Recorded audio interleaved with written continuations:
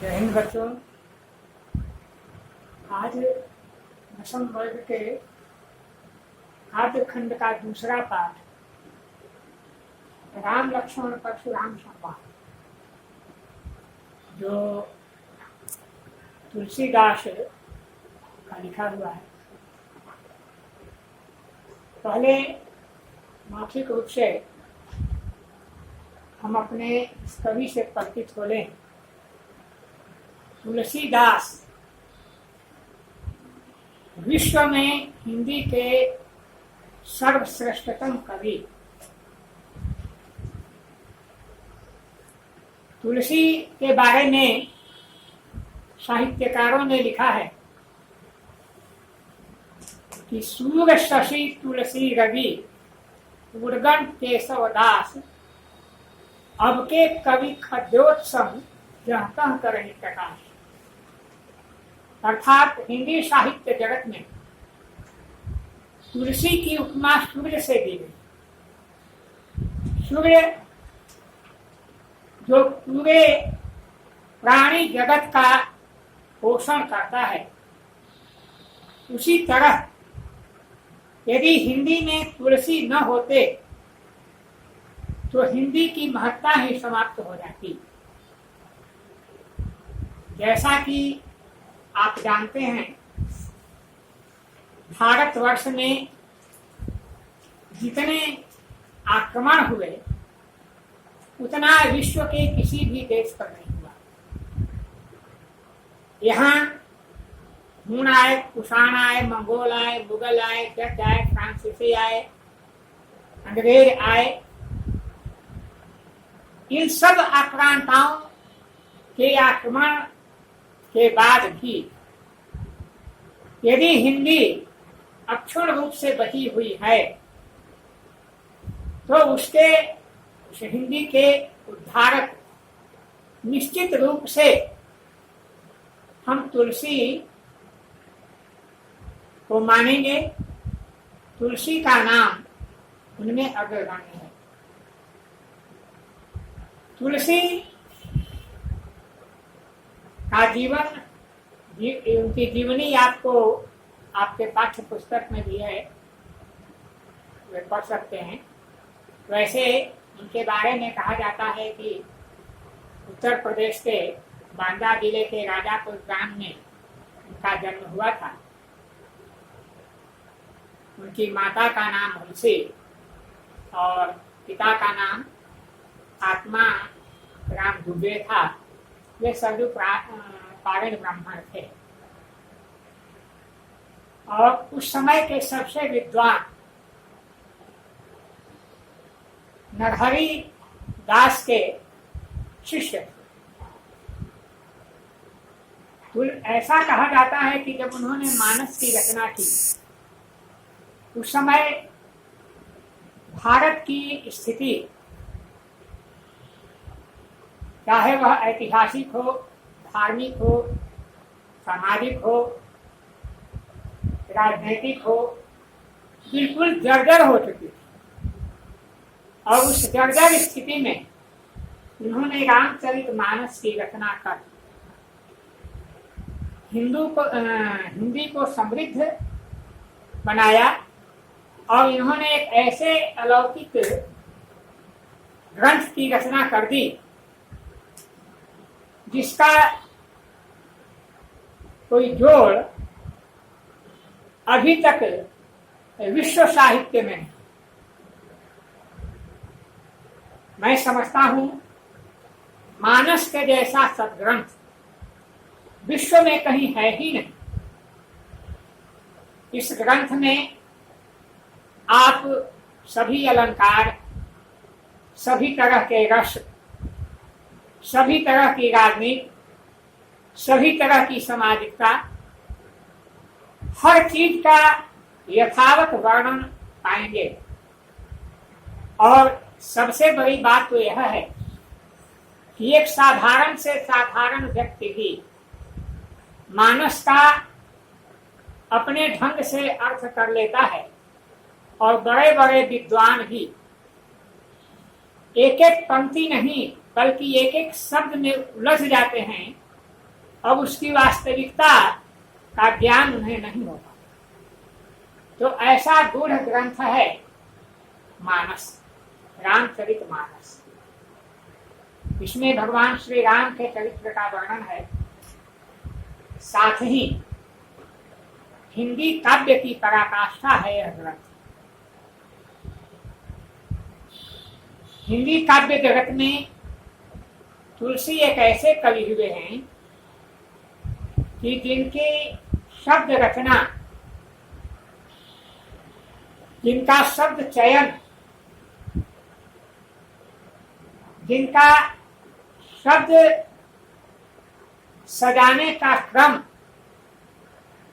इसे यदि हटा दिया जाए तो अर्थ का अनर्थ हो जाता है। यहां तक कि उनके लिखे हुए शब्दों की जगह यदि उसके पर्याय रख दिए जाएं तो अर्थ और भाव बदल जाते हैं। मैं एक उदाहरण आपको दूंगा। प्रसंग है जब सीता हरण के पहले का, जब स्वर्ण मृग देखकर श्री रामचंद्र उसके आखेट के लिए उसके पीछे दौड़ते हैं और वह मृग को मारते हैं, तो मृग अपने असली रूप मारीच के रूप में आ जाता है और उस समय हा सीते हा लक्ष्मण का पुकार करता है, राम की आवाज बदल कर। और उस समय इन्होंने, यहाँ लक्ष्मण और सीता का संवाद है। सीता अनेक तरह से मर्म वचन बोलती हैं लक्ष्मण को। वहीं उन्होंने लिखा, गोस्वामी जी ने, मर्म वचन जब सीता बोला, हरि प्रेरित लक्ष्मण मन डोला। व्याकरणिक दृष्टिकोण से सीता बोला शब्द अशुद्ध। बहुत से विद्वान ईश्वर लिखते हैं कि यह प्रिंट मिस्टेक हो गया है। मर्म वचन जब सीता बोली होना चाहिए और हरि प्रेरित लक्ष्मण मति डोली, तब यह वाक्य शुद्ध हो। लेकिन उन विद्वानों को यह ज्ञान नहीं है कि तुलसी के शब्द अपने आप में इतने सटीक हैं कि उनमें यदि किसी तरह का फेरबदल कर दिया जाए तो उसके भाव में गड़बड़ी पैदा हो जाती है। बहुत से मानस की पुस्तकों में जो नया प्रिंटिंग है उसमें मैंने यह वाक्य भी देखा है कि वहां पर लक्ष्मण मति डोली और सीता बोली, ऐसा लिख दिया गया। लेकिन उन विद्वानों ने गहनतम अध्ययन नहीं किया। मैं कोई बहुत बड़ा अध्येता नहीं हूं, लेकिन अध्ययन किसी चीज का भी मैं करता हूं तो उस पर गहन ध्यान जरूर मेरा जाता है। जब एक प्रति में मुझे इस तरह की बात मिली तो मैं उस पर अध्ययन करने लगा और गहन विचार करने लगा, तो लगा कि नहीं, गोस्वामी जी ने ठीक लिखा है। व्याकरणिक दृष्टिकोण से भी यह बिल्कुल सत्य है। इसलिए कि उस समय जो सीता थी वह सीता वास्तविक सीता नहीं थी, सीता का प्रतिबिंब था। क्योंकि उसके पहले गोस्वामी जी ने लिखा है, सीता को रामचंद्र ने अग्नि का आवाहन करके कहा है, तुम पावक मह करो निवासा, जब तक करो निशाचर नासा। तो वास्तविक सीता को अग्नि प्रवेश करा दिया, अब उसके जगह पर उसका प्रतिबिंब रख दिया। अब उसी प्रतिबिंब के द्वारा यह वचन कहा गया है कि मरण वचन जब सीता बोला। अब व्याकरण की दृष्टि से यह शब्द बिल्कुल शुद्ध है, इसलिए कि वह स्वयं सीता नहीं, सीता का प्रतिबिंब है, और प्रतिबिंब स्त्रीलिंग नहीं पुल्लिंग है। व्याकरण की दृष्टि से प्रतिबिंब शब्द पुल्लिंग है, इसलिए मरण वचन जब सीता बोला और हरि प्रेरित लक्ष्मण मन डोला, यह बिल्कुल सत्य है और 100% सत्य है। इसलिए तुलसी के एक एक शब्द पर उनके भाव ग्रहण करने की क्षमता होनी चाहिए।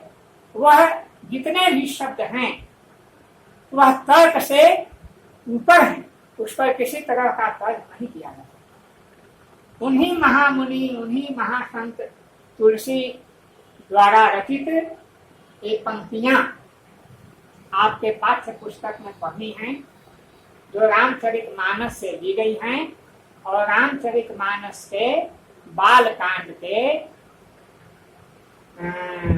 सीता स्वयंवर की ये पंक्तियां हैं।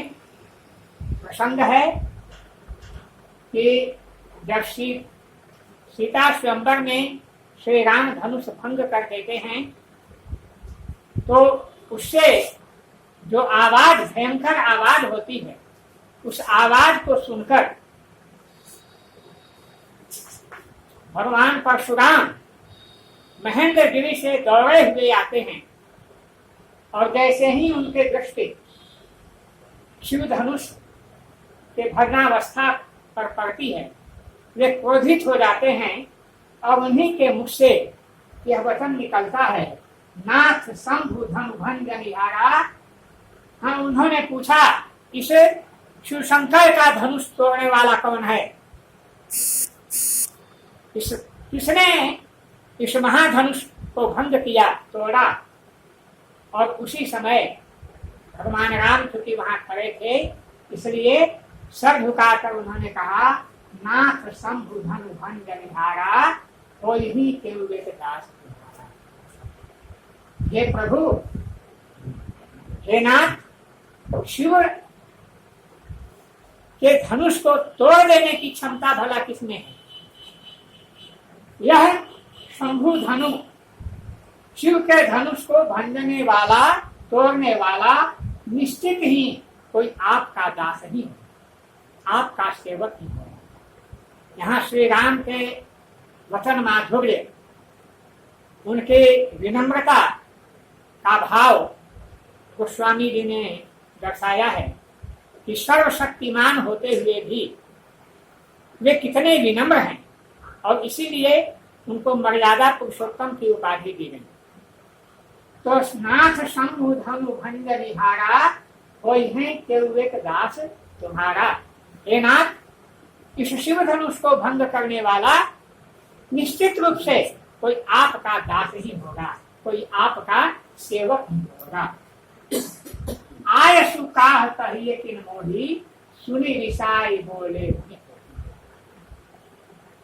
आय सुकाह कहिए किन मोही, मेरे लिए क्या आज्ञा है? आयसु माने आज्ञा, मेरे लिए क्या आज्ञा है? यह सुनते ही सुनी रिसाई, रिसाई माने क्रोधित हो गए, क्रोधित होना। सुनी रिसाई बोले मुनि कोही, कोही माने क्रोधी।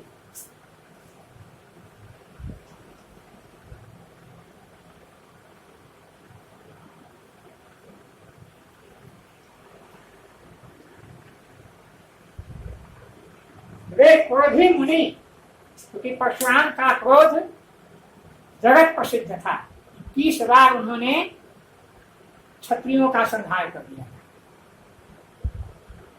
सुनी रिसाई बोले मुनि कोही, क्रोध करके, सुनी रिसाई, रिसाई माने क्रोधित हुए, क्रोधित होकर के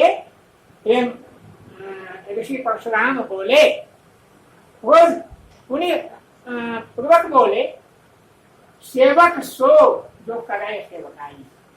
ऐ राम, सेवक वही है जो सेवा करे, सेवक सो जो करे सेवकाई। और अरि करनी करी करी अगर अरि माने शत्रु, जो शत्रु का कार्य करे, करनी माने कार्य, अरि करनी माने शत्रु का कार्य, शत्रु का कार्य करने वालों से लड़ाई की जाती है। यह तो अवधि भाषा है, इसलिए अर शब्द का प्रयोग उसमें नहीं होता, कालक शब्द का प्रयोग नहीं होता, इसलिए जहाँ कहीं भी आप देखेंगे वह अशुद्धि नहीं है, बल्कि भाषा का प्रयोग अवधि भाषा। सेवक सो जो करे सेवकाई, अरि करनी करी करी लड़ाई। जो शत्रु का कार्य करे वह वास्तव में लड़ाई के योग्य है, झगड़ा के योग्य है, उसे शत्रुता की जा सकती है। सुनहु राम जय शिव धनु तोरा, सहस बाहु समसोर। अरे राम, यह सुन लो, जिसने भी शिव धनुष को तोड़ा है वह सहस्त्रबाहु के समान मेरा शत्रु है। सहस्त्रार्जुन को सहस्त्रबाहु कहा जाता था, बहुत वीर योद्धा था, लेकिन दुराचारी था। उसने अपहरण कर दिया था परशुराम की माता को, और इसीलिए सहस्त्रबाहु का वध उन्होंने कर दिया। तो उसी का उदाहरण कहते हैं कि सुनहु राम जहि शिव धनु तोरा, सहस बाहु सम सोई कुमोरा। वह सहस्त्रार्जुन के समान मेरा शत्रु है।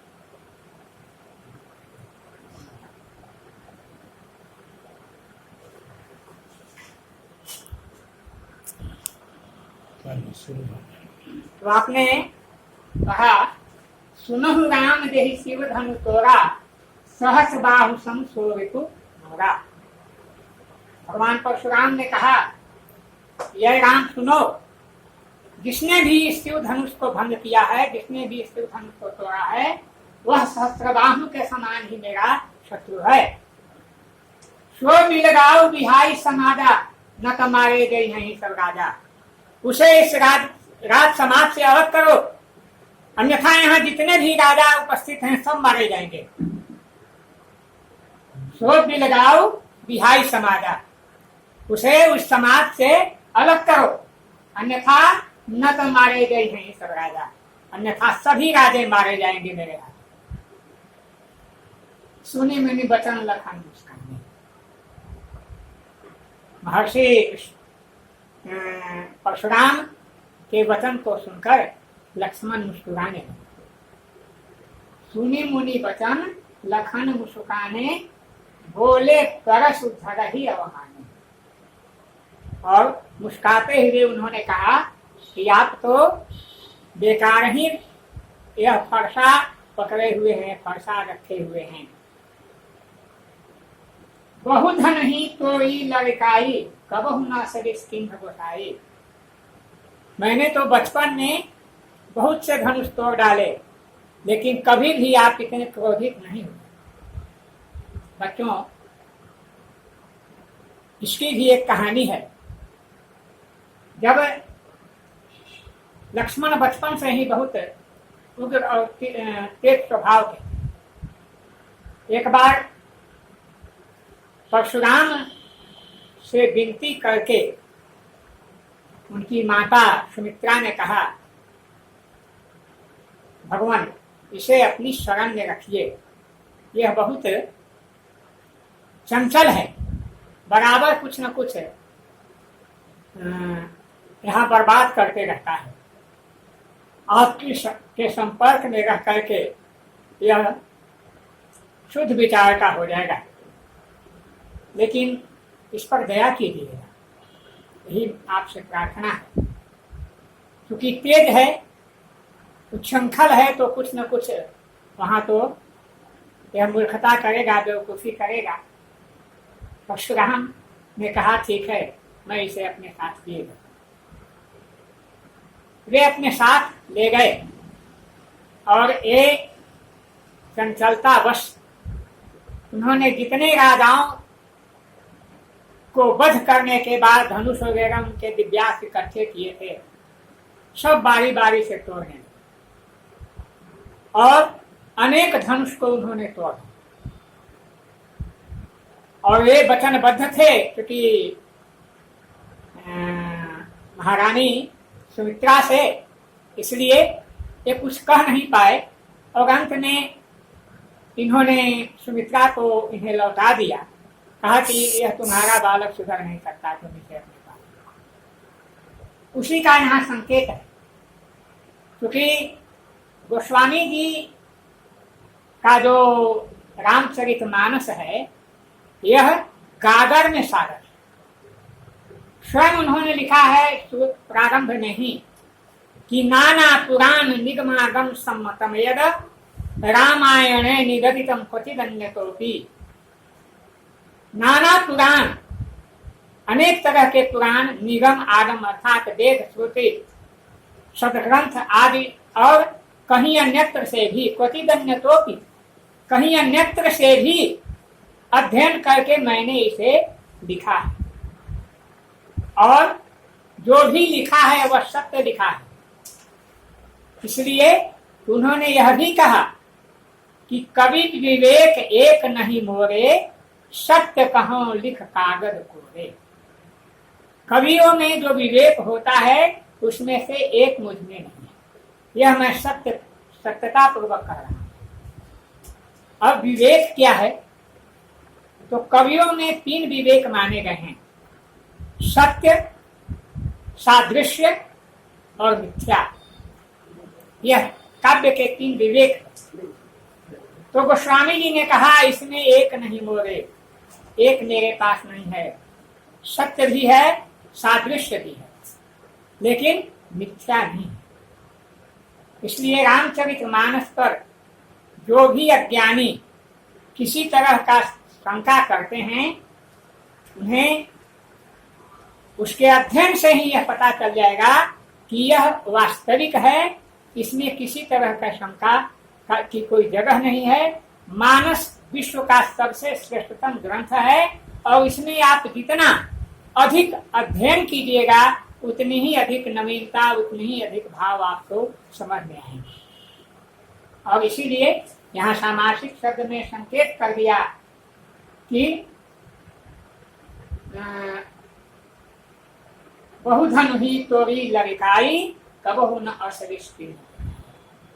बचपन में मैंने बहुत से धनुष तोड़ दिए, लेकिन इतना क्रोध तो आपने कभी नहीं किया था। आपने कह दिया उसे अलग करो, अन्यथा सारे राजे मारे जाएंगे। आप जैसे मुनि को इस तरह का क्रोध शोभा नहीं देता। इसलिए बहुधनु ही तोरी लड़काई कबहु न असरस किन्ह गोसाई। बहुत से धनुष को मैंने बचपन में तोड़ा, लेकिन आपने कभी इतना क्रोध नहीं किया। बहुत से विद्वान ऐसा भी कहते हैं कि उन्होंने अयोध्या में खेल खेल में जो धनुष तोड़ा था उसके बारे में उन्होंने कहा, लेकिन प्रश्न यह है कि अयोध्या में धनुष तोड़ दिए बचपन में, उससे परशुराम को किया जाता है। इसलिए एक जगह यह कथा मिलती है कि परशुराम के आश्रम में ही जितने भी दिव्य धनुष थे सबको उन्होंने खंडित कर दिया। तो बहुधनु ही तोरी लड़काई कबहु न असरस किन्ह गोसाई।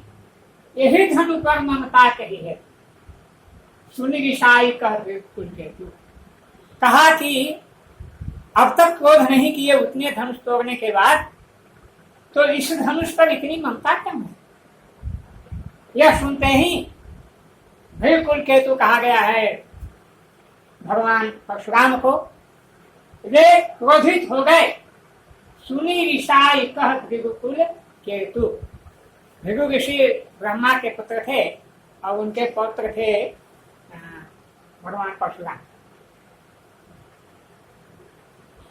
और क्रोधित होते हुए ही कहा, रे नृप बालक काल बस बोलत तो ही न संभार, धनु ही संत त्रिपुरारी धनु विदित सकल संसार।